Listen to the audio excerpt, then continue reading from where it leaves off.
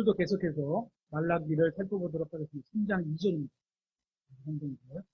그러나 그가 오는 날을 누가 견디겠느냐? 그가 나타나는 때에 누가 서겠느냐?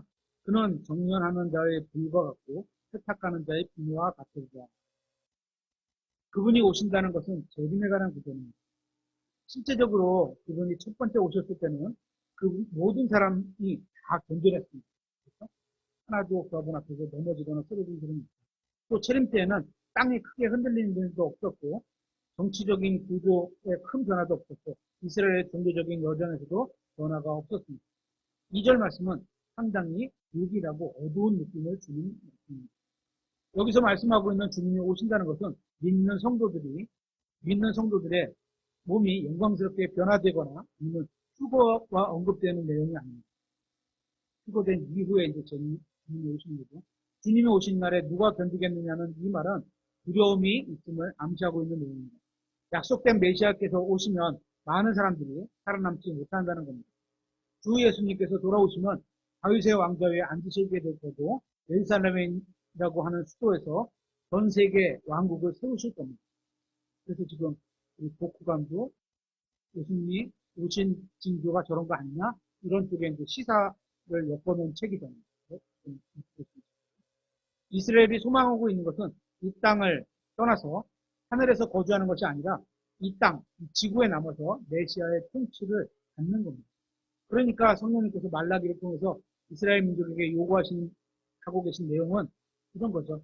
그분께서 갑작스럽게 이곳에 오시게 됐을 때 너희들이 견디고 남아서 이곳에 거주할 수 있도록 하려면 무엇을 해야 하는가 생각해 보라는 겁니다.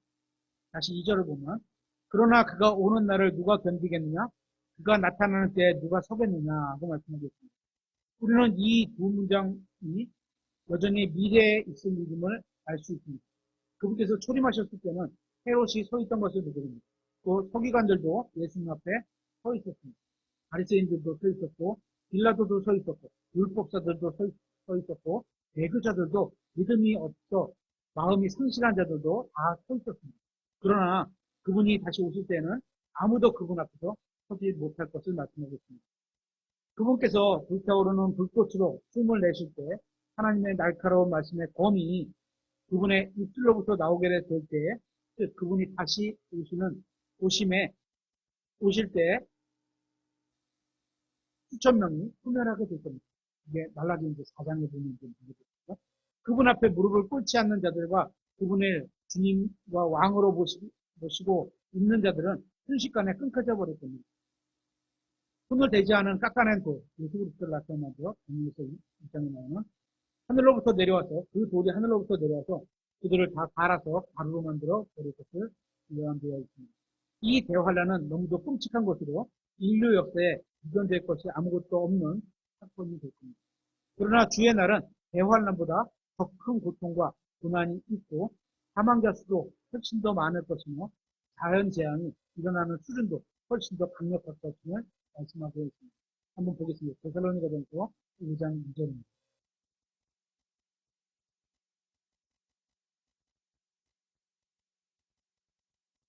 데살로니가전서 5장 2절. 주의 날이 밤에 도둑같이 그렇게 오는 줄을 너희 자신이 완전히 아느니라. 예수님께서 재림하실 때는 공중재림이죠. 먼저 공중재림은 알 수가 없어요. 그러니까 미리 징조가 없어요. 그냥 도둑같이 오신 거예요. 말 그대로. 도둑이 이렇게 예고하고 온 게 아닙니다. 하지만 주의 재림은 휴거라는 징조가 있어요. 그거 보고 알아야 됩니다. 다른 거 뭐 전쟁이 많아지고 뭐 이런 거 가지고는 항상 있어 왔던 거니까 그거 다 이 전쟁이 예수님이 오시기 직전에 있는 이 전쟁이다. 이렇게 말하기가 어려워. 왜냐면 전쟁이 계속 있어 왔으니까. 3절에 그들이 평안하다 안전하다 하고 말할 때 아이벤 여자에게 시간의 고통이 닥치는 것 같이 갑작스러운 파멸이 그들에게 닥치나니 그들이 피하지 못한다. 고 말씀하고 있습니다. 다시 말라기 3장 2절에 그는 정련하는 자의 불과 같고 세탁하는 자의 비누 같으리라. 여기서 나오는 불과 비누는 깨끗하게 만드는 도구입니다. 이 표현은 예수님께서 변화산에서 변화되셨을 때 관련되어 언급된 내용과 많이 비슷합니다. 한번 보겠습니다. 마가복음 9장 3절. 그러니까 재림의 모습이죠. 마가복음 9장 3절. 그분의 옷이 빛나며 조나산에서 변형되셨을 때 빛나며 땅 위에 어떤 세탁공도 희게 할 수 없을 만큼 이게 뭐 빛인데 뭐가 제일 하얗게 만드는 게 뭐죠? 락스? 하여튼간 그런 거보다 할 수 없을 만큼이니까 그거보다 더 하얗게 눈처럼 매우 띄게 되었더라. 이 표현은 예수님의 재림과 관련 있는 모습입니다. 계속해서 말라기 3장 3절입니다. 그가 은을 정련하여 깨끗하게 하는 자같이 앉아서 레위의 아들들을 깨끗하게 하되 금과 은 같은 같이 그들을 깨끗하게 하여 그들이 의 안에서 주에게 선물을 드리게 하리니. 여기서 그가 은을 정련하여 깨끗하게 하는 자같이 앉아서 이 말씀은 이 역사, 이 세상 역사를 통해서 주님께서 개개인에 대해서 오신 것을 이제는 이스라엘 민족을 깨끗하게 하실 것이라는 것을 의미하고 있습니다. 대환란의 시련은 이스라엘 민족을 거룩하고 아주 보배로운 보석으로 만들어낼 겁니다. 스가랴서 13장 8절에 이렇게 되어 있습니다. 주가 말하노라.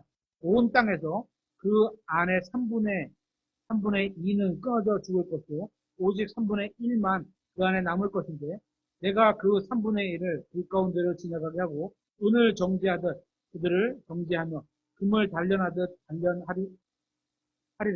그들이 내 이름을 부르니 내가 그들의 말을 들을 것이며 나는 말하기를 이 백성은 내 백성이라 할 것이요 그들은 말하기를 주님께서는 내 하나님이십니다 하리라. 구약성경을 읽으면서 좀 그래도 관심을 갖고 읽어야 되는데 그냥 줄거리만 읽으면 그냥 이야기만 남는데 재림과 초림으로 구분해서 특히 이제 앞으로 읽게 된 거 지금 우리 역사서에는 그런 게 적은데요. 재림과 예언서에는 재림과 그 초림과 재림을 좀 구분해서 읽으시면 아 이게 앞으로 오게 될 거구나 이게 어느 때구나 이게 어느 때를 말씀하시는 이거를 좀 알면 이번에 그 목사님이 권장을 주셔서 에스겔서 38, 39장의 관련해서도 이해가 쉽게 되죠. 아, 이거 딱 보면, 아, 이거, 대환란 때나 대환란 말정에 있을 일이 이거를 말하고 있구나. 이거 딱 그냥 볼 수 있는 거죠. 그러니까 읽으실 때 그렇게 좀 주의해서 재림과 초림을 좀, 아, 이게 재림이구나. 이건 초림이구나. 이런 거 구분해서 읽으시면 됩니다. 이 놀라운 결과는 주님께서 여호사가 골짜기에 앉아서 민족들을 심판하실 때 나타날 것입니다. 그 두려운 시간에 마음이 이미 정결하게 되고 깨끗하게 된 자들은 주님 앞에서 안전하게 될 겁니다. 그 시련의 시간에 하나님께서는 자신의 백성 가운데 마음이 정결한 자가 누구인지를 보시게 될 겁니다. 그래서 그 믿음으로 지킨 사람들만 보는 거죠. 그 짐승의 형상 앞에 절을 하는 대신에 죽음을 택한 자들이 누구인지 보게 될 겁니다.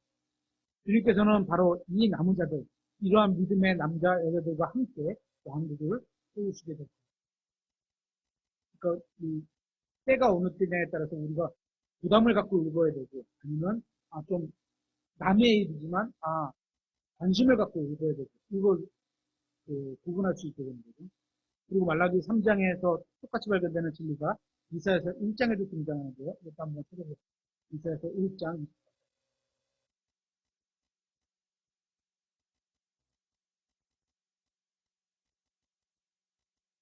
대림에 관한 구절이죠.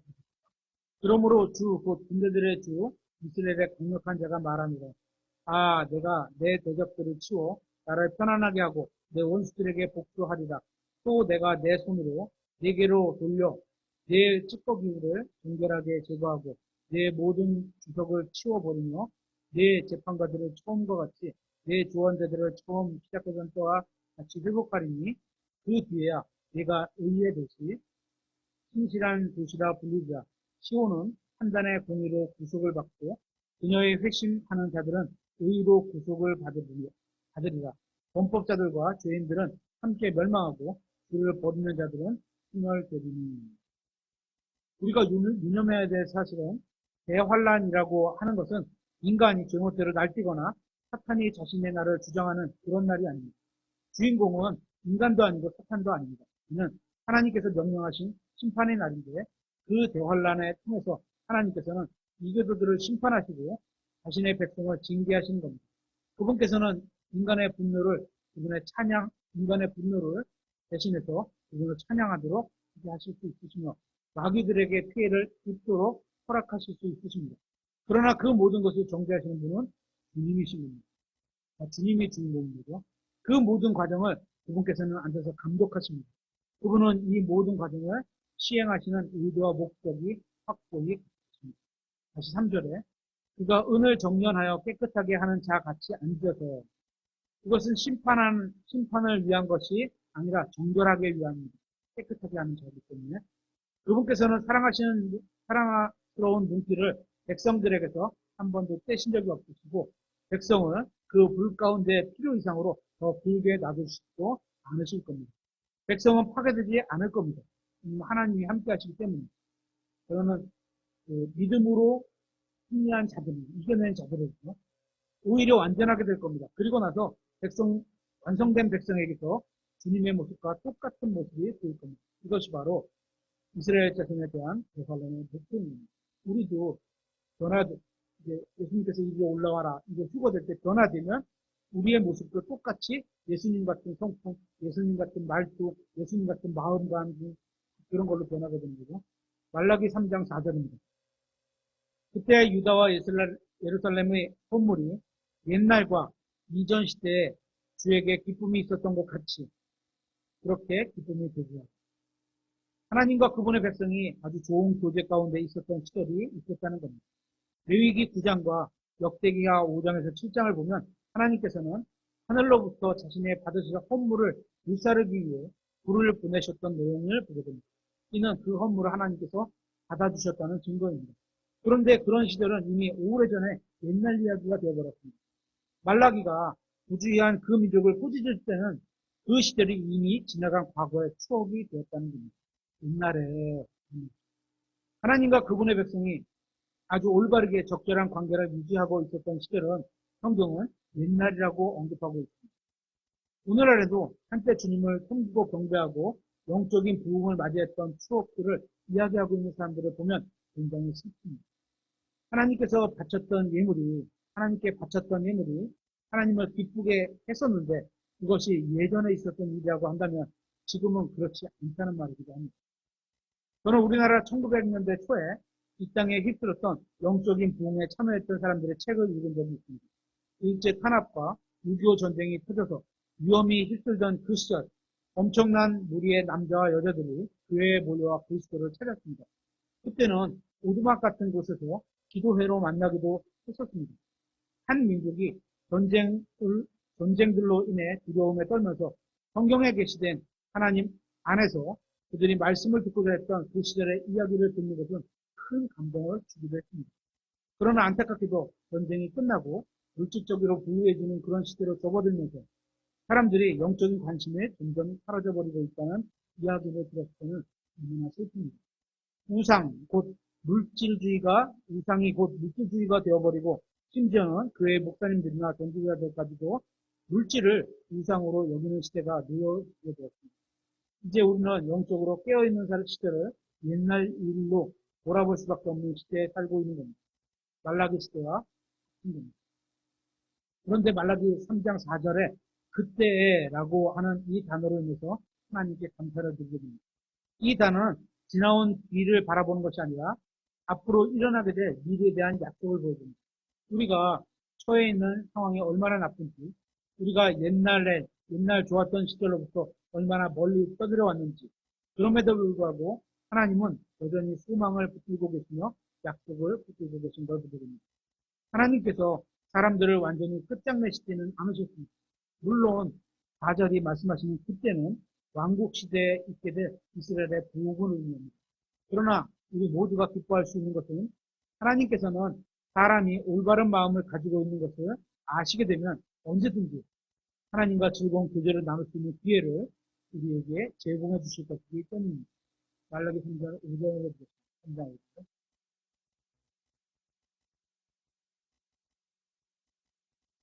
내가 심판하려고 너희에게 가까이 가리니 곧 내가 마법자들과 가늠하는 자들과 거짓 맹세하는 자들과 흠짝으로 품꾼을 억누르고 과부와 아버지 없는 자를 압제하며 타국인을 외면하여 그의 권리를 빼앗고 나를 두려워하지 아니하는 자들을 대적할 신속한 증인이 되리라. 군대들의 주가 말합니다. 여기서 내가 심판하려고 너희에게 가까이 가리니는 이 불길한 경고 속에 담겨진 부정적인 약속과는 대조적으로 신약 성경에서 하나님의 자녀들에게 주어진 약속들을 한번 살펴보겠습니다. 말라기에 보니까 이 선민은 계속해서 자신의 아버지께 죄를 지어 그분의 진노를 하도록 했습니다. 그러자 하나님께서는 그들에게 다가오시겠다고 하십니다. 그리고 그분의 오심이 그들에게는 두려운 무엇이 될 것이라고 경고하고 있습니다. 그분께서 오시는 것은 심판을 위한 것이며 하나님께서는 그들에게 대적하는 증언을 하시겠다고 말씀했습니다. 거짓말 하실 수 없는 하나님께서 신실한 증인으로서 여러분을 고소하신다고 하면서 하신다면 그 심판을 피할 수 있는 방법이 없게 됩니다. 그러니까 그런 소리를 쓰지 않아야 되겠죠. 그러나 어느 날 육체를 입고 나타나서 하나님께서 신약에 십자가를 지시고 가셔서 생명을 내려놓고 보배로운 피를 흘리셔서 자신의 교회로 형성된 자들을 하셨습니다.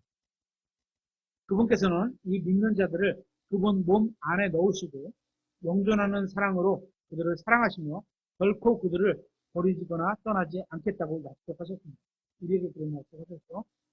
그들에게 일어난 모든 일들이 그들을 선하게 되도록 하기 위한 것이며 결국 하나님을 영화롭게 하는 일이 되도록 역사하실 것을 약속해 주셨습니다.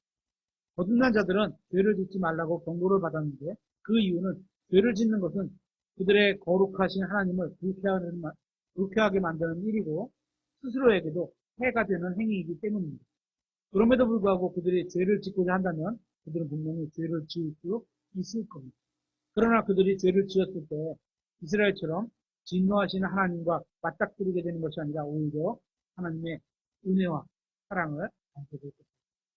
그런 하나님을 우리가 믿고 있는 것입니다. 요한일서 2장 1절에 보면 내 어린 자녀들아 내가 이것을 너희에게 쓰는 것은 너희가 죄를 짓지 않게 하려 함이라.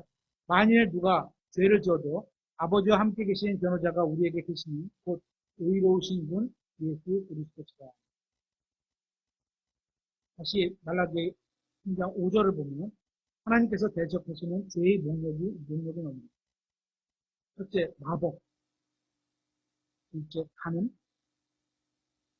셋째, 거짓 맹세. 이걸 이제 신학적으로, 신약적으로 바라보죠. 간음. 음욕을 품고 여자를 쳐다보는 관념이 되거든요. 또, 거짓 맹세. 우리가 기도에서 하나님을 두고 맹세하는 일들. 네 번째, 품꾼을 학대하는 것. 이런 것들을 하나님께서 대적하시는 죄들이고요.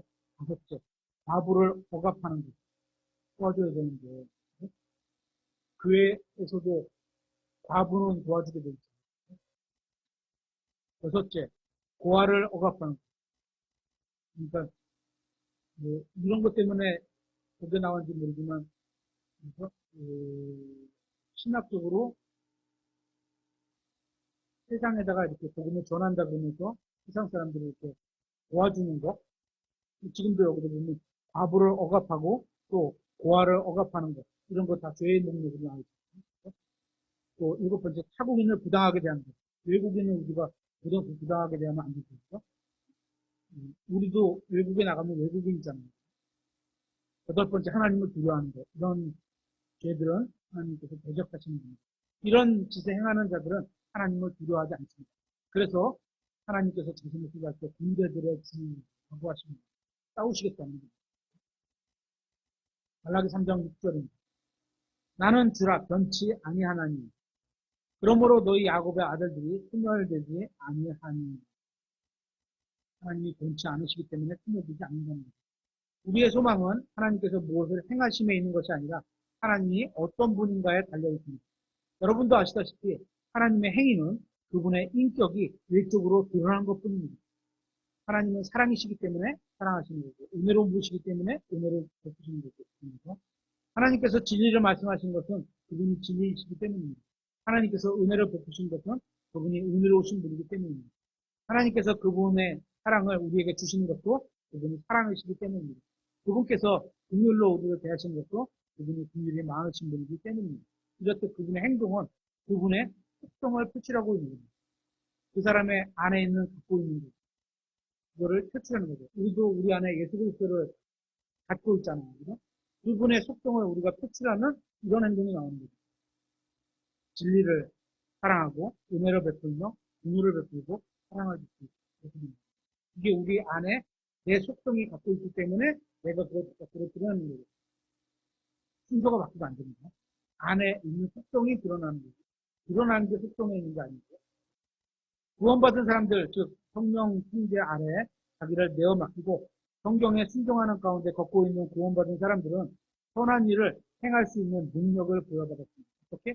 우리가 예수 그리스도를 안에 모시고 살고 있기 때문에 그분의 뜻에 합당하게 그분을 사랑해서 그분의 명령을 따르면 그런 속성이 나오는 거죠.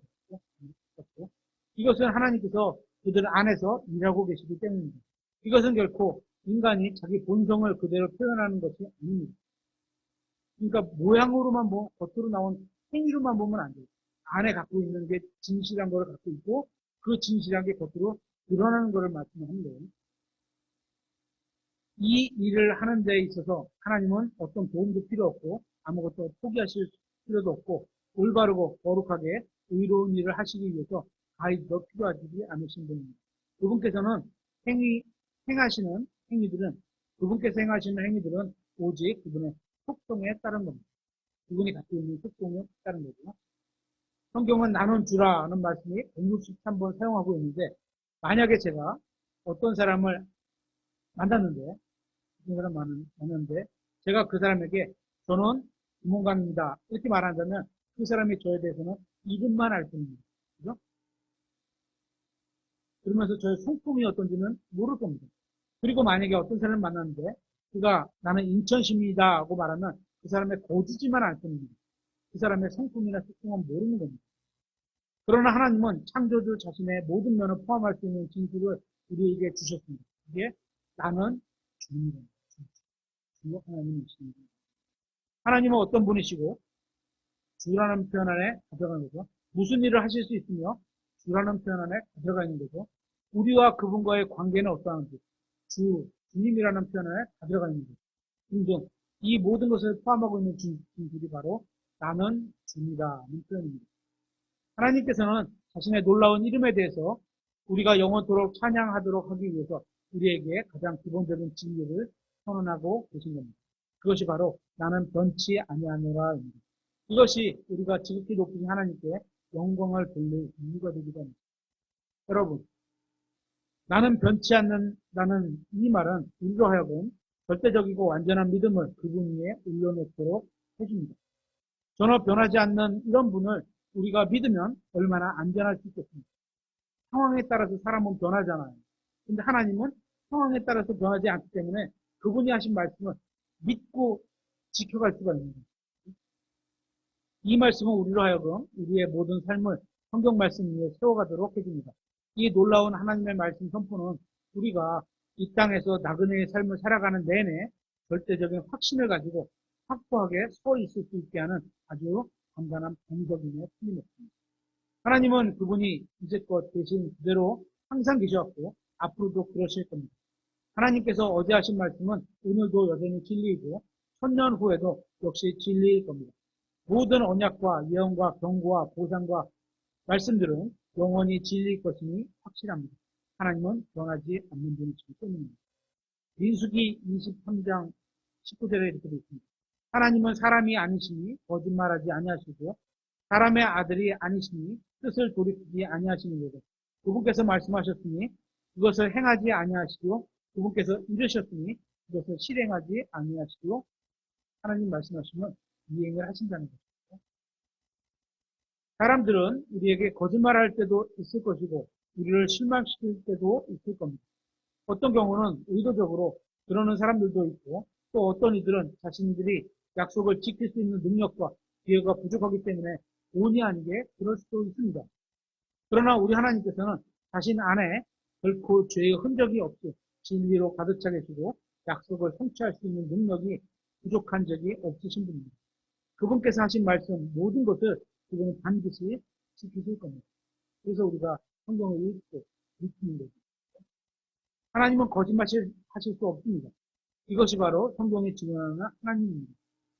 만약 여러분이 이 땅에서 구원받고 이 세상을 떠난다면, 다시 말해서 여러분이 그리스도의 피로 씻김을 받아 용서를 받은 채로 이 세상을 떠나신다면 여러분은 영원토록 구원받은 채로 보내게 될 겁니다.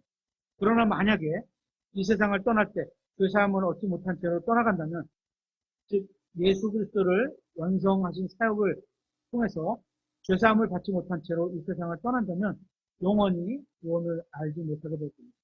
하나님은 변치 않으시는 분이기 때문입니다. 말라기 1장에서 하나님께서는 이스라엘을 경배하는 데 있어서 하나님을 조롱한 것에 대해 이스라엘 민족을 크게 꾸짖으셨습니다. 말라기 2장에서 하나님께서 이스라엘 백성을 꾸짖으신 이유는 그들이 헌물과 희생물을 드리는 데 있어서 법대로 하지 않았기 때문입니다. 말라기 1장과 2장을 보면 하나님께서 이스라엘에 대해서 좋은 말씀을 하신 것이 단 하나도 없습니다. 그럼에도 말라기 3장 1절에서 그분께서는 자신의 조상들과 맺은 언약을 확보하고 세우시기 위해 오셨다고 했습니다. 이 얼마나 놀라운 분입니까?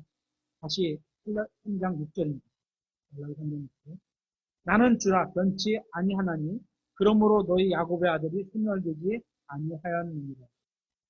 야곱의 아들의 역사를 살펴보면 그들은 분명히 소멸되어야 마땅합니다. 그럼에도 불구하고 하나님께서 이삭과 야곱을 거쳐서 모든 아브라함의 아들들에게 약속하신 땅은 그들에게 넘겨주실 겁니다. 하나님께서 이스라엘 백성에게 약속하신 평화와 번영과 건강과 장수, 그리고 그들의 원수로부터 구출이라고 하는 모든 것들이 예수 그리스도를 통해서 성취될 겁니다. 그러니까 지금 이스라엘이 전쟁을 하고 있는데 뒤에 그래도 든든한 미국이 있으니까 지금 이만큼 버티고 있는 것도 사실이죠. 미국이 안 도와주면 이만큼 안 되겠죠. 근데 그렇지 않다 하더라도 이스라엘은 멸망되지 않아요. 이게 하나님이 약속하신 거기 때문입니다. 그러나 이 모든 것이 그들이 하나님께 순종을 해서 그 보상으로 받게 되는 것이 아닙니다. 하나님의 약속하신 약속의 말씀 때문에 그런 거죠. 오히려 그들은 하나님께 불순종했습니다. 하나님께서 약속하신 그 왕국은 그 백성에게 넘겨주시는 유일한 근거는 바로 그분이 변하지 않는 분이시라는 사실입니다.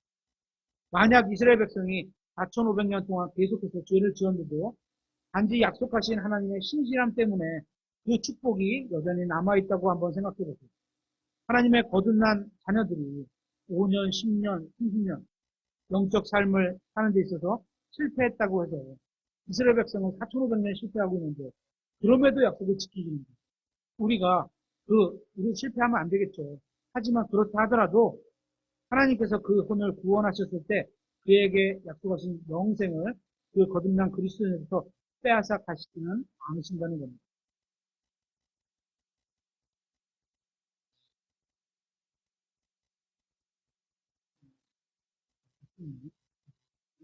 믿는 자의 구원의 영원한 보장은 그가 행하는 선행이나 행실과는 아무런 관련이 없는 것을 보게 됩니다.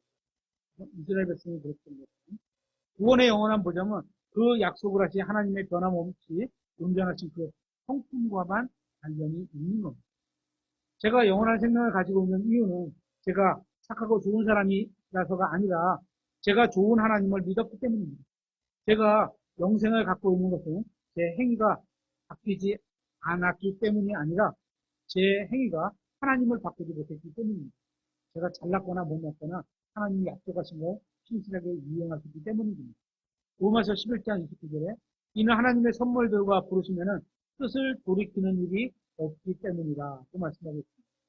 안타깝게도 하나님께서 말라기를 통해서 이스라엘 백성들을 부르고 계실 당시의 그들의 상태는 도덕적 파산과 영적인 부패로 이어지는 데 있습니다. 이러한 상황을 보면서도 우리가 기뻐할 수 있는 것은 주님께서 그들을 완전히 멸절로부터 남겨놓으시겠다고 하신 단 하나의 진리 때문입니다. 하나님께서 그들을 보내주셨을 때 그들에게는 구속받을 만한 특성이 하나도 없었고 하나님 앞에 칭찬받을 만한 어떠한 요소도 없었으며 심지어는 신실한 자들이 한 명도 없었습니다. 그럼에도 하나님께서는 우리 앞에 놓여있는 이 구절에서 말씀하시기를 하나님께서 그들의 조상들에게 하신 약속 때문에 그들을 소멸하지 않겠다고 하시겠다고 하셨던 겁니다. 이때 이스라엘 백성들이 살고 있는 그 땅 상태는 노아가 살고 있던 시대보다 더 나쁘고 더 나쁘다고 말할 수 있습니다. 왜냐하면 이 민족은 수세기에 걸쳐서 하나님께서 일으키신 기적을 보았고 승리도 맛보았고 율법도 받았고 제단도 체험했고 하나님께서 찾아오시기도 하셨고 예언자들을 보내주셨는데도 불구하고 모든 혜택을 이렇게 누렸는데도 불구하고 지금 상태가 이런 거 보면 더 나쁘다는 겁니다. 말라기 당시에 이스라엘 민족의 상태는 아합과 이세벨이 사악한 마음으로 바알을 숭배했던 것보다 훨씬 더 못했던 것으로 보입니다. 그 어두운 시기에 엘리야는 이교도들의 영향력에 무릎을 꿇지 아니하고자 하는 7천 명의 남은 자들 중에 한 사람이었는데 구약 성경이 점점 마무리되어갈 말라기 시대에는 7천 명의 남은 자들은커녕 하나님께서 아브라함의 씨앗을 남겨두어야 할 이유가 단 한 가지밖에 없었던 그 이유는 하나님 자신이 그렇게 약속하셨던 것이기 때문입니다. 오늘날 이 땅에 히브리 민족이 살아있는 유일한 이유도 마찬가지로 하나님께서 그들을 보존하시겠다고 약속하셨기 때문입니다. 그들의 생존은 전적으로 은혜에서 비롯된 것이지 그들의 행위에서 비롯된 것이 아니었습니다. 오늘 말라기 공부에서 우리의 관심을 끄는 하나님의 성품이 바로 우리 주님의 위대하신 신실함입니다. 우리는 신실하지 못합니다. 다만 신실하신 그분과 그분에 대한 믿음을 우리는 행사할 뿐입니다. 믿는 우리에게 그것이면 충분하다고 믿습니다.